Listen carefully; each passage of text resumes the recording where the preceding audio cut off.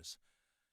Feeling guilty, she drifted forlornly from room to dark room, the melancholy familiarity of everything crushing.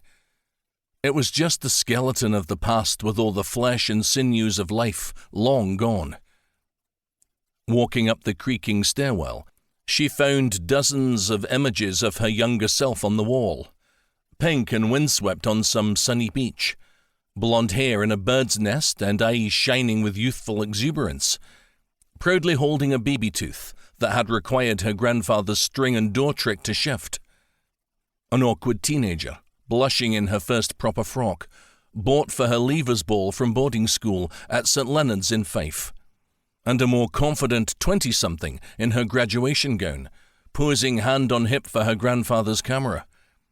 Each and every chapter of her life was captured and displayed here, and yet so much of Jox's own life remained a mystery. There were so few pictures of him. Those he allowed were black and white group shots of men in uniform. As a child, she'd played an early form of Where's Wally, trying to find a young Grandpa Bang Bang in the sea of faces. The largest picture was over the mantelpiece, a squadron portrait annotated Montrose, 1941.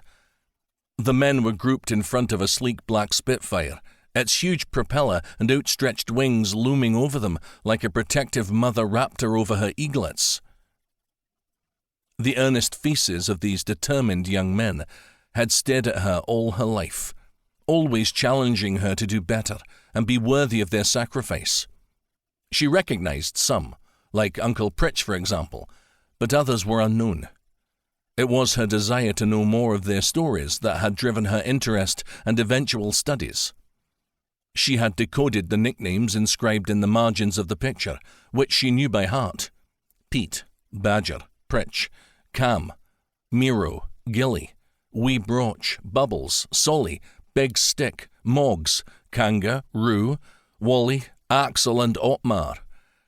A strange collection, like the heroes of a Tolkien tale. Reciting their names had often soothed her to sleep or calmed pre-exam nerves. They were so familiar that they became the unexpected catalysts that drove her to academic achievement through to her PhD and career as a military historian and curator with the Imperial War Museum. In time, she had discovered the fate of some of the men, but others were reduced to a solitary line in dreary wartime reports or a statistic on the websites of aviation enthusiasts. Some had disappeared without a trace, lost and forgotten, and perhaps still lying beneath the sod or sand of some lonely foreign clime. There were survivors, of course, like her grandfather and Uncle Pritch, but none of them were left untouched by what they'd seen, endured, and suffered as young airmen. Some scars were visible, others weren't, and perhaps these were the most painful of all. At first, it was frightening to wake in the middle of the night to the sound of Grandpa Bang Bang's screams. He would call out, warning unseen friends of unseen foes. In time, she'd got used to it and realized it was just her grandfather having another one of his dreams. He was always back the next morning, smiling and kind, and always there for her. Melanie decided she would start by sorting through his clothes. He didn't have that many, always a man keen to avoid excess. He would joke that he was just a tight Scotsman, but it was typical of a wartime generation for whom thrift and economy became second nature through necessity rather than desire.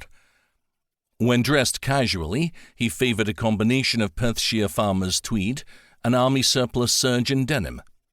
Melanie always pictured him in green, army green, the colour of the pongos he so enjoyed taunting. He wore V-neck jumpers from faithful old M&S or Aitken and Niven, but always with holes at the elbows. A tattershawl shirt and sometimes a cravat. "Reminds me of my flying days," he'd say with a wink and smile. At the other extreme, his wardrobe contained all manner of formal wear.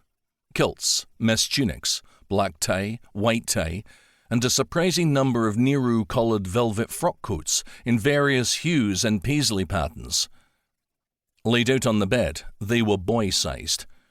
Surely too small for a war hero of Group Captain Jeremy McNabb's stature and the larger-than-life protector of her childhood. Inside, though, she guessed that he was still always...